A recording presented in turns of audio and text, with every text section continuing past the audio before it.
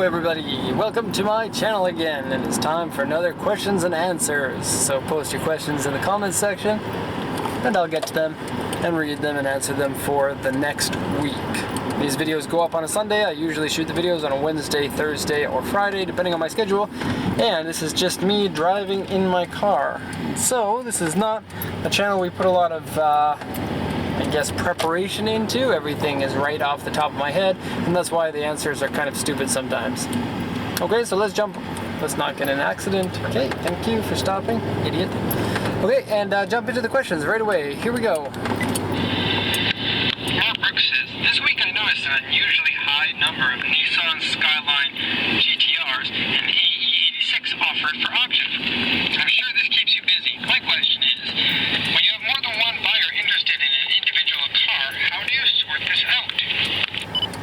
Yeah, a lot of 86s and R32s, and what's funny is we do a lot of those cars, and I don't know what it is, but the R32 and the AE86 are the two old cars that we're constantly asked about. Obviously the R32 is a pretty easy one because so many customers from the US like them, and I think because of YouTube and because of our main channel on YouTube is very popular in the US, we've got a lot of interest from US buyers, and about 80% of US buyers are looking for the R32. And at any one time we have anywhere between about 5 and 10 US customers looking for the R32 at the same time. What's nice about this is that we translate pretty much all of the R32s that are at the auction. And then I only have to translate once and I can send it to all the different customers. And so this really saves me a lot of time. And this is a lifesaver because the R32s, they're usually really difficult to translate because they're older cars, they have a lot of marks on them, and it takes a lot longer to translate that than most of our regular cars. I can translate a car in literally 1 or 2 minutes for one of our regular cars, like 10 to 15-year-old, nicer condition cars. An R32, especially a highly modified one, can take up to 20 minutes to translate. And so thank goodness I can use the same translation for 3, 4, or 5 customers who ask for the same one. The AE86 is the same, but actually that car is a little bit older and people didn't take care of them as well as they did the R32s, and so average condition of an AE86 is quite a bit worse than an R32. And in particular quite a lot more rusty. Even though the R32s are known for being rusty cars, the AE86 is a terrible car for rust, and it's pretty much impossible to buy one that's not got at least some rust damage or rust repairs done to it. The fact that those cars are popular and expensive makes them difficult cars to buy, and most of the people who want them, unfortunately, they don't want to spend as much as those cars are worth. Both those cars are kind of cult cars here in Japan, and so that means that the prices are pretty high, conditions are, for an older car are lower, and so the disconnect between the availability of vehicles and the high desire for them leads to high prices. Typical supply and demand. So what happens when we have more than one buyer for the same car? And this is a really good question, especially you're going to know the answer to this question for how we deal with it in my company, but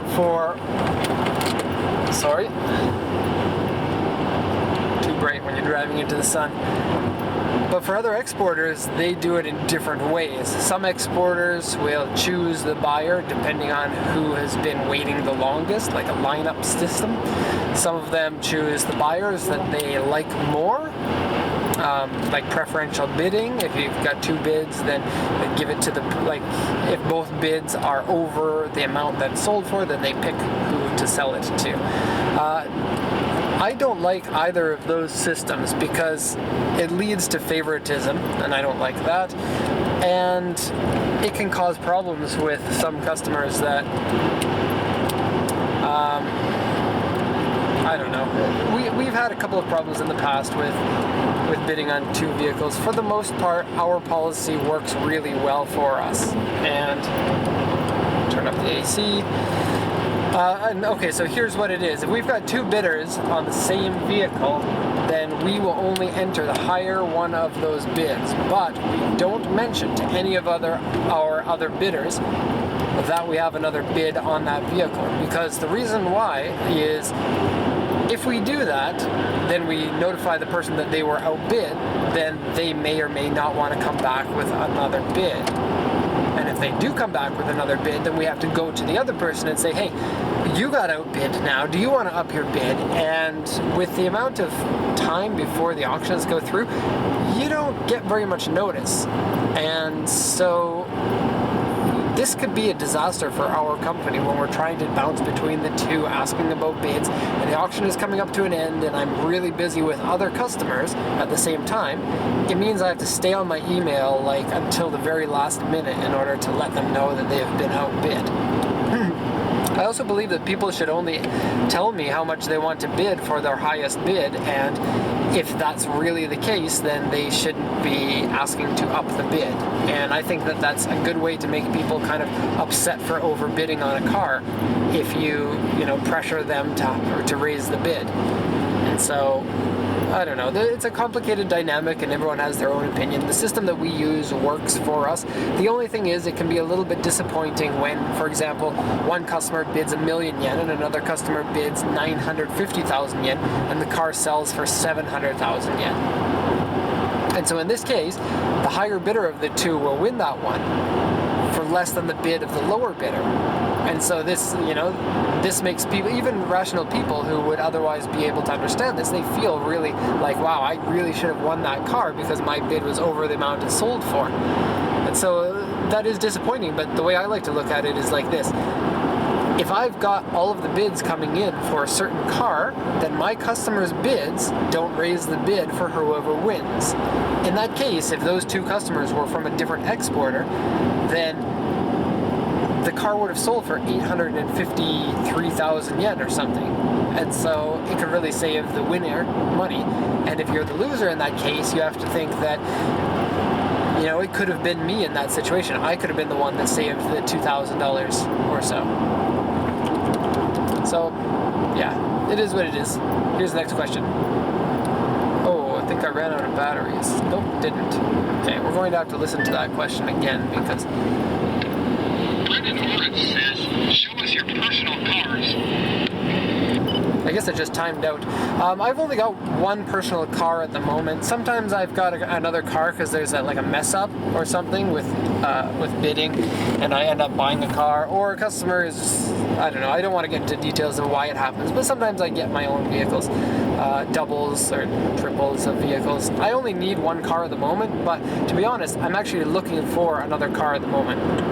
With 3 kids in the family now, I need a van or something that can fit 3 kids, and the Legacy doesn't because it's not wide enough to fit 3 car seats. And so we're looking for a van, and I'm looking for a second car. And so before I sell the Legacy, I'm going to do a little walk around video of the car, and I'm hoping to get a little bit of a kind of a selling documentary, just something small, nothing highly produced or anything, just showing this is what my car looks like, and this is what I wrote down on the auction sheet. This is what the auction found that was wrong with my car.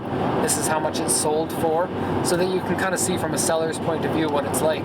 I don't know which channel I'm going to put that on. Maybe I'm going to put it on my main channel, maybe on this channel. I don't know. So if you don't subscribe to the main channel, then please do if you want to see that. I don't suspect this car is going to sell for a lot. I bought it for 60,000 yen.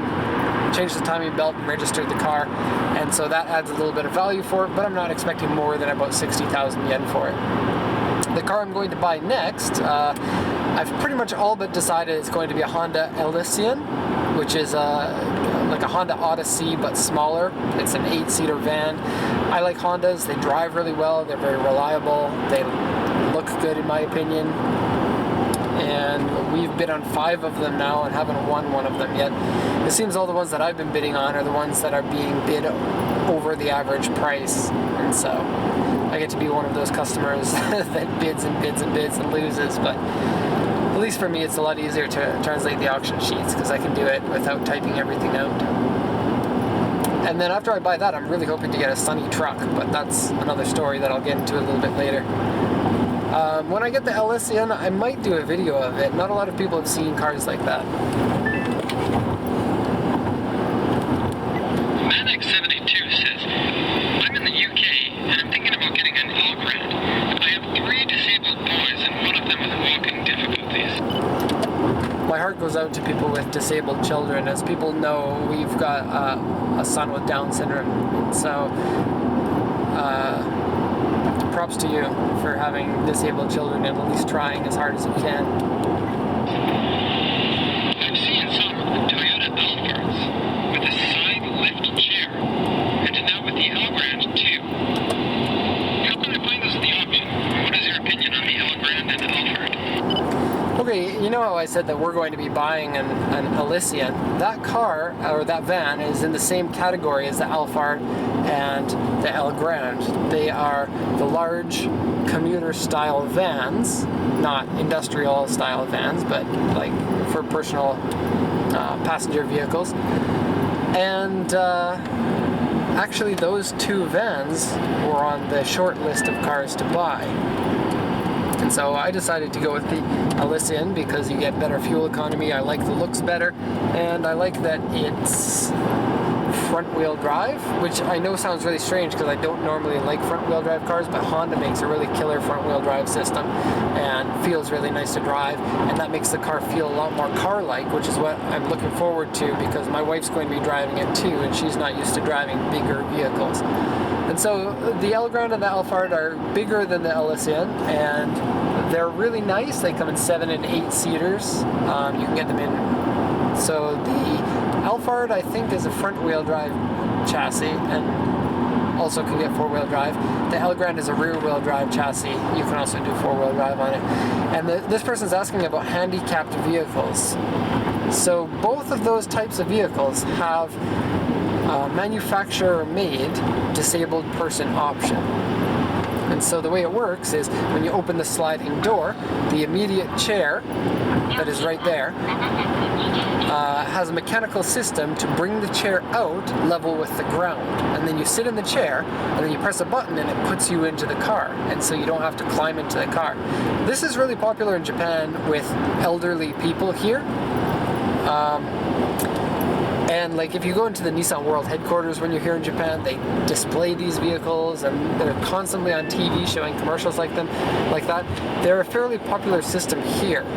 The problem is though, buying one of those from auction can be a little bit challenging because it'll say on the auction sheet that this is a vehicle for disabled people, but some auctions will display it differently from other auctions, and it's not necessarily going to be written in an easy-to-read way for people who can't read Japanese.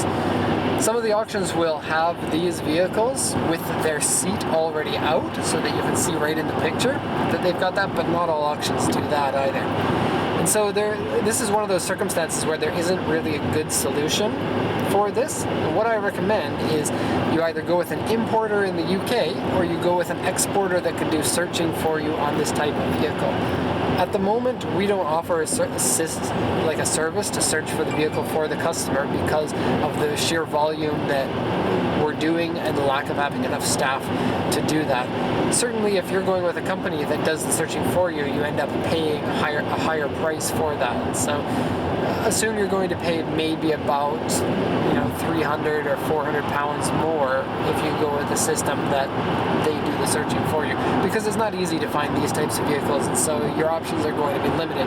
The nice thing though is that the conditions of the vehicles should all be really good, because these types of vehicles usually have lower mileage, are not driven very much, are owned by retirement homes that just kind of keep them there in case they need them. So yeah, you can get, I think, a pretty good price on them considering the tech that it comes with. George Moffitt says, did you hook up with a lot of Japanese girls before your wife? Yeah, did I hook up with a lot of Japanese girls? First off, because I'm a little bit older, I know it doesn't look like I am, but the word hook up came into use after I was kind of too old to use that term. And so I guess I'm a bit of an old man, but whenever I hear that term, it just kind of rubs me the wrong way. So not to get into too much details about this sort of thing, the truth is, I met my wife when I was a fairly young person, and so I didn't have a lot of dating history. We ended up getting married, and we've been married now for 9 years. And we were dating for 2 years before that. And so, basically, right out of high school, I got married. I met my wife in high school. We started dating in university. I don't know why anybody would want to know if this is the case. I don't know. Is it interesting information if I'm good with the ladies? To be honest, I've always been quite a shy person. And actually, to be honest, one of the reasons why I do these videos is so that I can work on kind of being an introverted person. And I feel like there's value in becoming more extroverted and becoming more confident in public speaking and this sort of thing. And so starting these videos, one of the reasons why was so that I could get experience speaking into a camera, experience gaining confidence. And so hopefully that's working. I don't know if it is. We've only been doing this for about 4 or 5 months now. But I don't know. It seems to be going all right. But being that type of person, you don't get as many opportunities to hook up as somebody who is extroverted. So all my life I've been pretty shy around members of the opposite sex unless I wasn't interested in them. And I'm sure some people will understand the same thing. If there are girls that you really like and you're really interested in them, you sometimes just act like an idiot when you're around them or say stupid things or, are too afraid to say things. And so this is something that I went through when I was younger. I think if I had a chance to date when I was older, probably it wouldn't be so much of a big deal because as you get older and get out of your high school mentality, you stop worrying about as many things as, you did when you were a high school student. Short answer, no, I didn't hook up with a lot of Japanese girls. I did have, I think, 2 Japanese girlfriends before my wife, but that is just has to do with the people that I was hanging out with, and a lot of my friends at the time had friends that were Japanese, and so that's how I met those people. And so yeah, kind of an awkward question to answer, to be honest. Michael Sutu says, why is it more expensive to import a Supra over a Skyline? Here in Toronto, it's roughly about $25,000 to $30,000 for a decent Supra imported. The price that you pay for a car in your market depends a lot on your market and what's available there. This person's from East Canada, and in East Canada there aren't a lot of cars being brought in, especially a lot of high dollar cars. And the reason for that is because the cost of shipping and transport all the way to East Canada is quite a bit higher, and so as a percentage of the total cost, you're paying more. And that means if someone has a set amount of money to buy a car, they have to go with a lower grade car. That means less higher grade cars are coming in. And so all Supras are expensive. They're just expensive cars. Not a lot of people have the money to buy like the twin turbo Supra. They're going for about 1 million to 1.4 million yen now, which landed in Ontario would be $16,000 or so. It's $18,000. So yeah, they are expensive. This person was probably quoting prices from a dealer, and dealers are they have to charge more in order to stay in business because they've got overhead. And so, certainly this is a topic that I'd like to talk about, in how dealers have to be more expensive in order to stay on the market, and there is value from buying from a dealer over buying from an importer yourself. And so, something to consider. I don't particularly think that the Supras are more expensive than the Skyline. The price is almost exactly the same for twin turbo Supra, like a JZA 80, as it is for a twin turbo Skyline, like the R32 or R33. The R33 late models are a little bit more expensive than your average Supra, and the R34s are quite a bit more expensive than your average Supra, somewhere in your, $30,000 to $40,000 range in Canada, and that's Canadian dollars, by the way.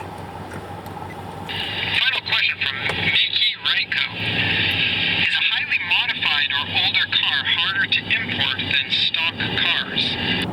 This person didn't say what country that they're in, and certainly the country that you're in makes a difference. I'm going to assume, just because of the fact that we have, 70% of our viewers coming from the US, that this person is from the US. And the downside of the US is that each state sets their own rules for transport. And so if you're in one state, they might be picky about older or modified cars, whereas another state might not care. And so it is frustrating, and it's not something that an exporter is necessarily going to know about. In Canada, the car can generally be modified and then can be registered. Doesn't matter. 800 horsepower would be okay. The US is pretty much the same unless you're in a state that mandates emissions. Other countries, some countries like New Zealand and Australia, it's quite difficult to bring in a modified car. Sometimes you have to take the modifications off. And then some other countries, they don't care at all and there's no inspection. And so it really depends on your country. If you want kind of personalized information about this, you can email me about it, but I can't say that I know a lot about the registration process because that's outside of the sphere of what our company does. We export the cars to you and then you register it.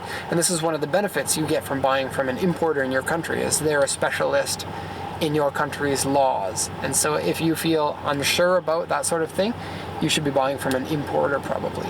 And to be a little bit clear on that, although exporters and importers are in competition with one another in a sense, we somewhat aren't as well, because as an exporter, our customers are also the importers. And so if you're like in a country and you're deciding, should I go with an exporter or an importer, there's a good chance that if you go with an importer, you're getting the car like from a company like us or from us. And so there is that to think about. As a company, we really like dealing with importers because it's really, really simple, because they already know everything and they don't need to be trained anymore. An average customer could take hours and hours of training and questions, whereas an importer doesn't.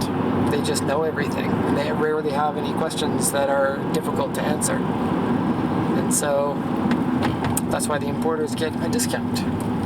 Okay, so that's the end of the video. You can set your questions and your comments into the comments section. I'm going to get back to them next week on Sunday. So please subscribe to the channel if you haven't already.